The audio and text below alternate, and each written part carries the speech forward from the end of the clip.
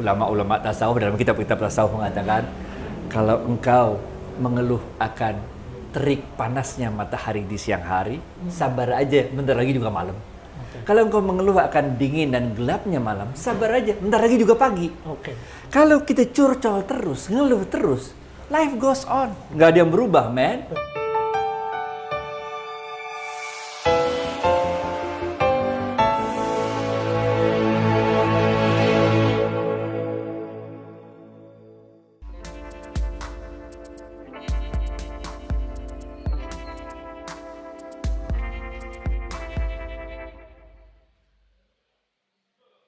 Assalamualaikum warahmatullahi wabarakatuh. Kembali bersama secangkir inspirasi dengan Kavose. Brother, sister, om dan tante, pada kesempatan yang baik ini kita akan berdiskusi lagi. Kita akan ngobrol-ngobrol dengan Bang Adi terkait bagaimana kita membangun optimisme meraih rezeki di tengah situasi pandemi. Bang Adi, dalam situasi seperti sekarang ini banyak orang yang kemudian mengalami tekanan ekonomi. Ini gimana Bang Adi? Satu sisi kita mesti optimis, sisi lain faktanya seperti sekarang. Silakan Bang Adi. Rezeki Allah itu nggak terbatas. Karena rezeki itu berasal dari namanya Allah Ar-Razzaq. Karena dia berasal dari namanya Allah Ar-Razzaq, maka rezeki Allah itu tidak terbatas. Rezeki kita udah ditaker, nggak bakal ketuker. Nah, bener nggak? Sehingga sebenarnya kita ini rezeki itu kayak kita pergi ini loh, kawinan. Makanan kan prasmanan tuh, bener nggak? Mau makan apa juga ada, mau ngambil 2 kali juga boleh, bener nggak? Tapi kalau kita cuma duduk doang, nggak mau ngambil makanan, ya nggak dapat makan. Bener nggak? Tapi kalau kita ikutan mau ngambil makanan, walaupun ada antriannya, ya kita harus sabar. Bener gak? Jadi nyari rezeki itu pertama harus usaha. Jangan duduk doang, usaha. Bener gak? Waktu usaha harus sabar. Nggak mesti ngantri. Bener gak? Sabar itu berasal dari namanya Allah As-Sabur. Karena itu maka sabar juga tidak terbatas. Bener gak? Bahwa kita udah antri panjang nih. Bener gak? Kita mau ngambil sate padang misalnya. Atau martabak. Bener gak? Pas giliran kita habis sate padangnya, habis martabaknya. Kita bersyukur aja lah. Bener gak? Jangan lihat apa yang belum ada di piring kita, tapi kita lihat apa yang udah ada di piring kita. Kan masih banyak makanan yang lain. Cari lagi yang lain, benar gak? Nah, karena syukur ini juga berasal dari namanya Allah Asy-Syakur, maka syukur juga tidak terbatas. Jadi gitu aja udah deh. Pertama lu usaha, lu sabar, lu syukur. Benar gak? Yakin bahwa rezeki itu udah ditaker, gak bakal ketuker. Oke Bang, tadi ada sabar dan syukur dari Bang Adi tadi. Rezeki memang tidak terbatas dari Allah, tapi sabar dan syukur mesti harus kita jaga juga, sehingga kita betul-betul bisa ngambil makanan tadi. Kira-kira penjabaran konsep sabar dan syukur ini seperti apa? Gue lengkapin sekarang. Siap. Ada 5 faktor yang menentukan rezeki kita supaya berkah. Yang pertama tadi adalah kesungguhan kita dalam mencari rezeki. Kita harus sabar nih, bener gak? Betul. Yang kedua, syukur. Karena la in syakartum la azidannakum, bener gak? Betul. Yang ketiga, bakti sama orang tua. Nih dengerin nih, bakti sama orang tua, men. Bakti sama orang tua. Mau hidup berkah, bakti sama orang tua. Ngerti gak? Ya. Karena keredoan Allah itu terletak pada keredoan orang tua kita. Orang tua kita menyayangi kita, bener gak? Kalau orang tua kita nggak sayang sama kita, kagak jadi lahir, men. Aborsi. Bener gak? Betul. Kita lahir juga ada perjuangan tuh Bang. Nah, orang tua main bakti. Nomor 4, silaturahim. Karena Rasulullah SAW mengatakan silaturahim itu akan memperpanjang umur dan memperbanyak rezeki. Jadi teman di sana, teman di sini, banyak teman, banyak rezeki, bener gak? Main sana, main sini, bener gak? Orang pas mau bisnis ingat kita, bener gak? Dan yang kelima adalah banyakin sedekah. Berbagi. Ini salah satu bentuk wujud syukur kita kepada Allah. Allah udah kasih rezeki kepada kita. Kan Allah ngasih rezekinya kita nggak dari langit, melalui orang. Ya kita kasih lagi ke orang lain, bener nggak? Itu sebabnya di Indonesia ada konsep terima kasih. Kalau lu mau terima, lu mesti ngasih, bener nggak? Jangan terima doang. Terima doang, lu coba aja makan tapi nggak keluar. Coba sakit perut nggak? Ke dokter men lu. Betul. Jadi selain syukur dan sabar, mesti bakti sama orang tua dan silaturahim. Ada ini nggak Bang? Pengalaman pengalaman di Bang Adi, itu bakti sama orang tua itu, kekuatan bakti sama orang tua itu yang seperti apa tuh Bang? Ampun kalau itu deh. Tunjukin ke saya, siapa orang yang sukses di dunia ini yang nggak bakti sama orang tuanya? Nggak ada. Semua orang yang sukses di dunia ini, mereka adalah orang yang bakti sama orang tuanya. Dengan satu dan lain hal. Bahkan pemimpin-pemimpin besar dunia, itu ketika orang tuanya meninggal dunia, biasanya dia kehilangan separuh dari jiwanya. Oke.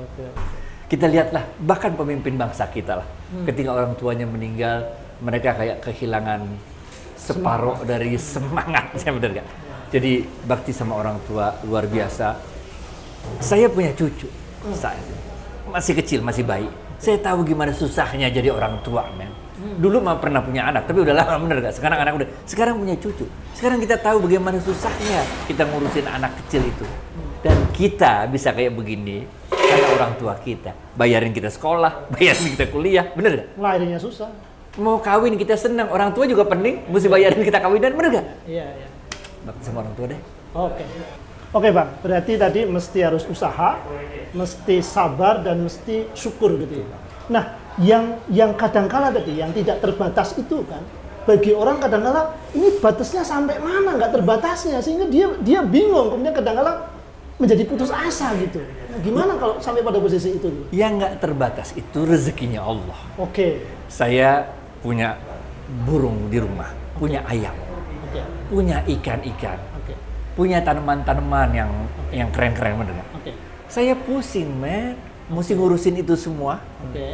Allah mesti ngurusin semua ikan yang ada di laut, yang ada di sungai.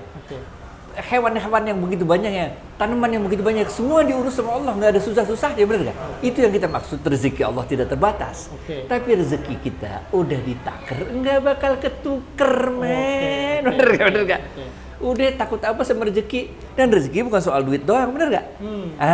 Rezeki itu ada banyak. Dalam kitab-kitab tasawuf disebutkan, rezeki yang paling rendah itu harta. Oh, itu paling rendah, itu. Padahal orang orientasinya ke situ. Kenapa paling rendah? Karena Rasulullah SAW mengatakan, harta itu baru menjadi rezeki kita apabila dia telah kita ambil, kita gunakan untuk beli sesuatu, kemudian dia akan jadi usang. Kita ambil hartanya, kita beli sesuatu, kita makan, masuk ke dalam tubuh kita, kemudian jadi kotoran.